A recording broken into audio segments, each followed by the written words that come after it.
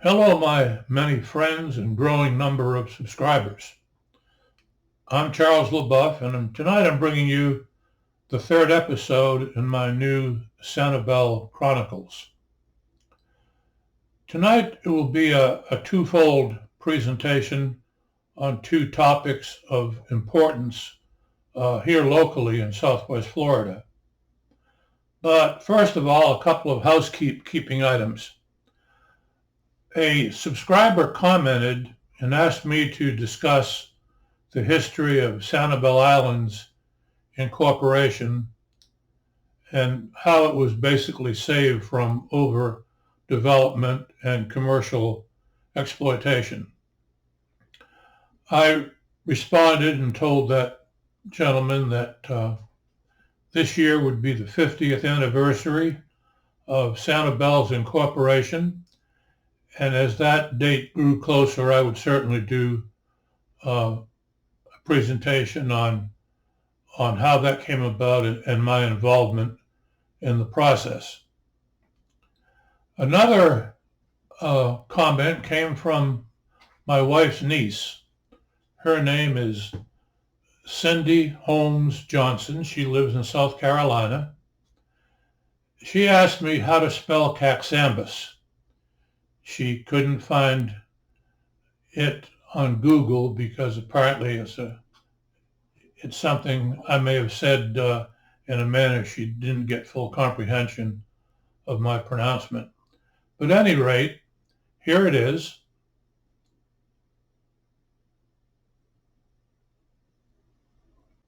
And while I was talking about Cindy, I thought I'd throw in a photograph of her. And I'll throw in another photograph for the fun of it. This photograph is one of my in-laws, Louise and Duke Williams. Louise was born in North Florida near Perry, and Duke was born in southern Georgia. Duke Williams came to Perry up in Taylor County, south of Tallahassee, in about 1905. And a few years later, his family moved south. They settled in a small community that is now called Iona, quite close to Punta Rassa and Sanibel. And as a teenager, he worked on the cattle docks at Punta Rassa, loading cattle for shipment to Cuba. Later on, the family moved to Bonita Springs and settled there in about 1918. Then another person asked me to comment on the schools on Marco Island. Here's a photograph of the Scripps School. The Scripps School was located on Caxambus. It was up on one of the taller hills, but it was torn down years ago, and if you can wander around Caxambus, you can find a plaque that commemorates the site of that school that served Marco Island back in the first half of the 20th century. This photograph was taken in about 1926. My wife attended grades 1 through 8 in this school, and then in grade 9 she started riding a school bus all the way to Naples. It was quite a ride. And last week I mentioned the Marco Church. This is a shot of the church Jean attended on Marco, but it's in a new location.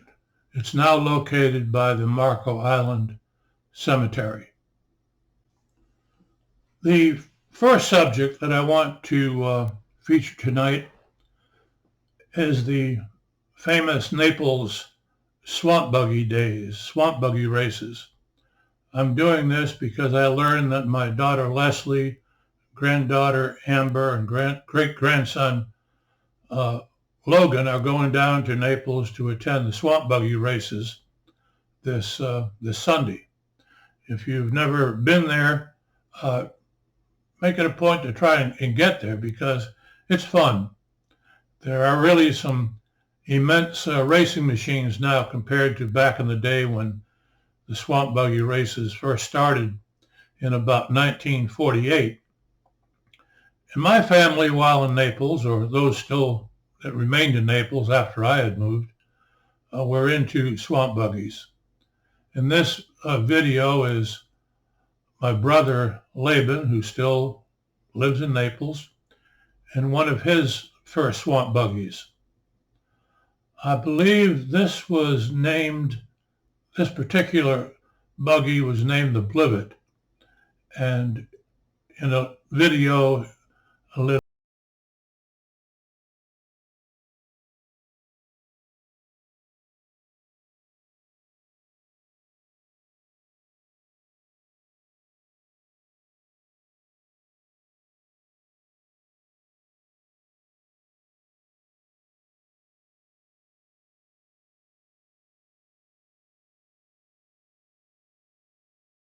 later, you'll see a shot of the Blivet as it passes by in the parade. The parade is of course was made with a silent 8mm camera, so there is no sound unless I can get something to put in there, or I'm still on a learning curve, so I may see a way I can superimpose my voice over it. But for you old timers down around Naples or here in Southwest Florida, you may see, if you look closely, some familiar faces. It's been well over 50 years since I shot this at one of the parades, but I can still recognize a few people in the parade that I can remember. At this point, I'll go ahead and continue with the parade.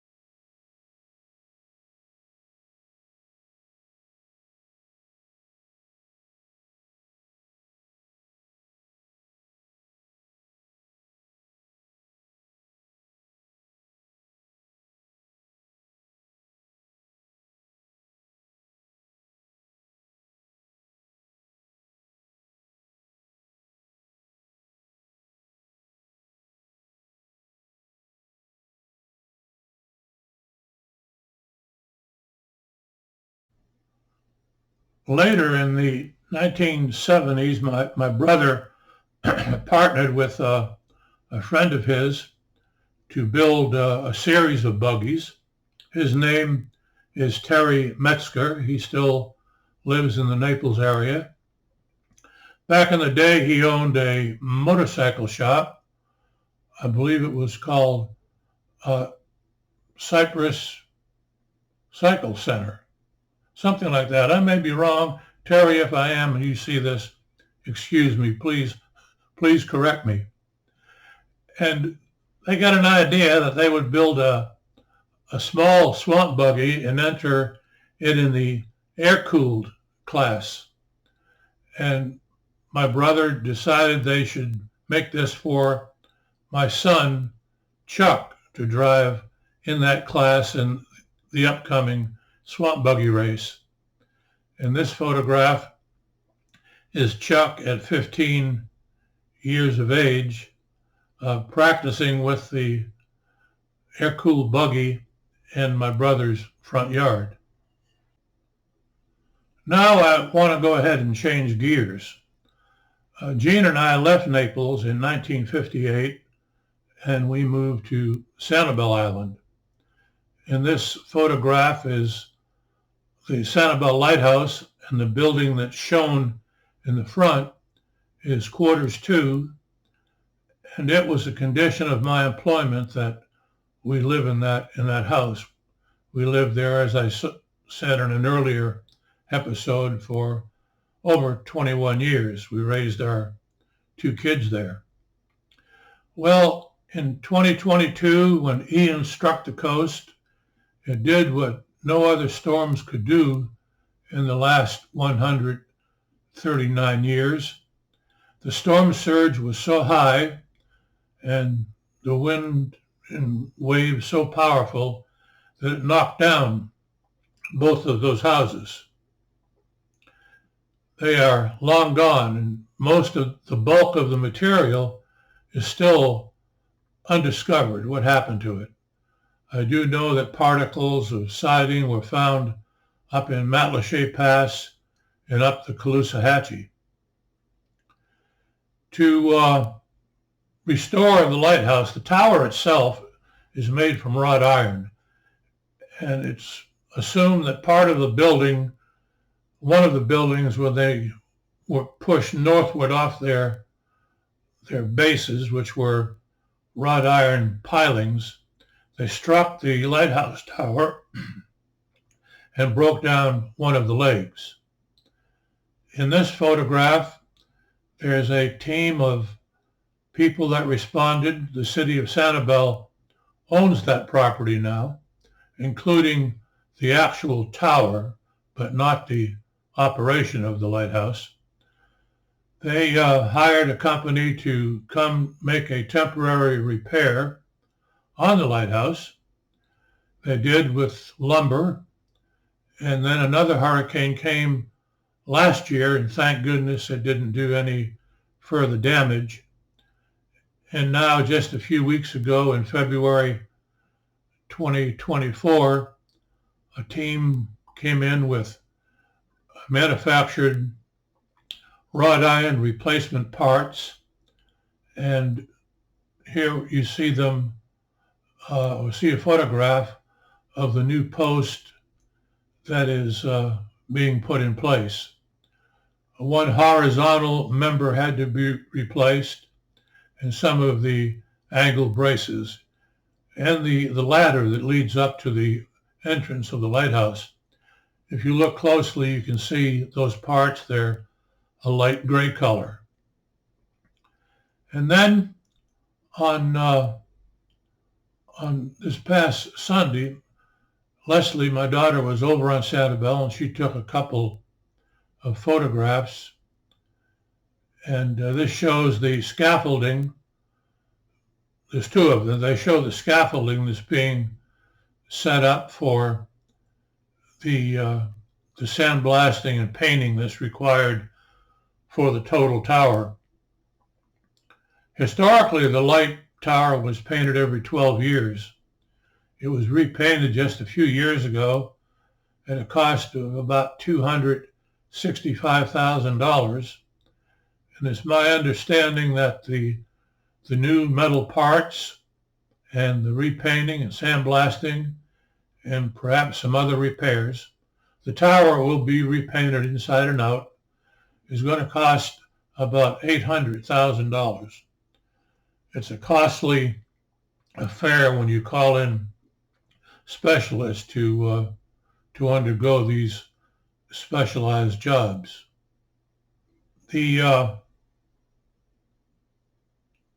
the photograph of the timber that's being placed under the broken section of the light tower was taken by Deb Gleason. Deb is an old-time Sanibel resident, and she co-authored a book with me about Sanibel captiva. She let me have this photograph to use, so I told her I'd give a little endorsement for the book. Here's a picture of the cover, and it's a postcard history of Sanibel captiva. It takes you back to the first postcards up until after about 1985 or so. And of course, it has captions describing and dating the photographs. This next photograph was taken by Michael Galloway, who co-administers a Facebook group called the Sanibel Island Lighthouse, and we're documenting historical photographs of the lighthouse on Facebook. So if you're familiar or interested in Sanibel Lighthouse, then please check that out and join the group. The most recent photograph that I have of work being done at the lighthouse is this one that was taken by Michael Galloway a couple of days ago. It shows the workers beginning to encase the lighthouse tower with tarpaulins to permit sandblasting without the dust and paint particles filling the atmosphere and endangering anyone. Just an environmental precaution. I believe that will do it for today, not quite as long as last week's. And I think that my next presentation, I'll start off with the story of my involvement with American alligators. And the first episode will deal with those early years. So please don't forget, if you open this video on YouTube, and I certainly hope you will, by all means, even if you don't continue to get the full story, please like it, because it's very important. Simple likes will generate a growth of this YouTube site. And then, of course, if you enjoy it, if you want more, if you have questions you would like to ask, then please subscribe to Sanibel Chronicles. And with that, I'll say good evening until next time.